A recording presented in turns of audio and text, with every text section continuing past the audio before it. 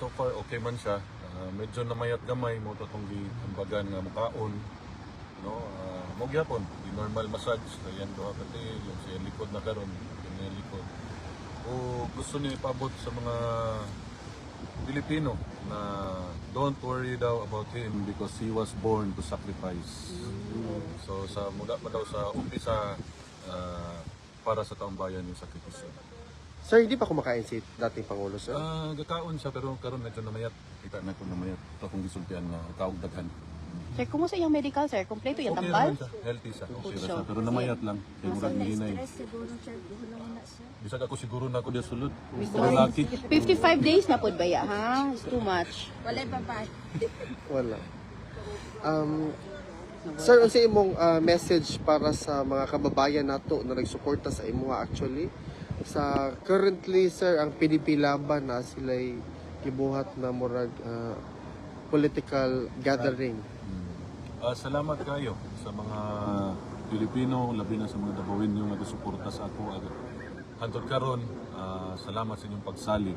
Kunya na po dito ipapa si Presidente, gusto niya one word lang, salamat daw.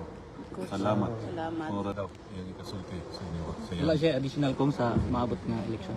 Mura to, choose unsa tayong sulti. Kay nagsugod daw ang Pilipinas sa struggle, so choose a leader na fit to govern the Philippines. Kung ang Gabriela at makakaliwang grupo na is paimbestigahan ng issue involving you, ano pong masasabi ninyo na sinasakyan ng CPP, NP, NDF ang issue, ito'y mga grupo kalaban ni dating Pangulong Rodrigo Roa Duterte? Ito bangod sa nila lang issues kidnapping? Da. Convicted mo na sila? Yes. Kung wala po ng priso na, Da. sige ra magmama dahil mga bahay, makabayan. Niagi tatanan sa Congress. Nagtuom og wa ko kabalog pila yung ginadawat. Ayaw ko ninyo agita kay nakilistahan. Thank you po. Righteous ra kayo mga iwaam.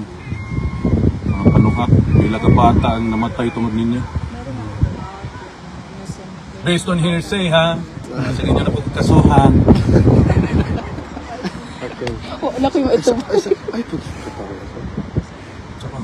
Isa pa man, Sir, murag kung sa tambayan, Ora to, salamat kayo sa inyong suporta kang presidente, sa akong isun kay BP Inday, ug sa among pamilya. Daghang kayo salamat. Pangayoon na pud namo nga padayon ang pag-ampo para sa health sa among amahan. Salamat kayo. salamat po. sa day sekreto nimo kung anong nisamot kag kagwapo diri sa dahi. Guwapo man ang Gwapog hangin. Anhi mo tanan diri para magwapo tantanan. Labi na may makabayan, di ba anak mo diri? Gusto mo tagaputi. Anhi mo diri para magwapo mo. Mga pangita mo. Wala ko na to dito sa mga Pilipino dahil sa ng mga Sige ko, sige ko. Salamat tayo. wala na sila gibuhat kundi daoton ang Pilipino. Kaayo. Pila ka bata, bukid ang inyong atik. Ay na kay na-stress na Sige si ko, ko. sige ko. Salamat ko. Di na siya ma-stress. Uy, di na ma-stress. Based on hearsay Di na na siya ma-stress. gusto ko na po akong mga abogado na yung mga comment. Salamat kong ha sa imong time karon kong ato na ta sa Duterte Ato na ta. Forest ko. Wala na. Wala na Duterte Park Forest na po. Ay, by the way, kana Katawag ko ng mga security.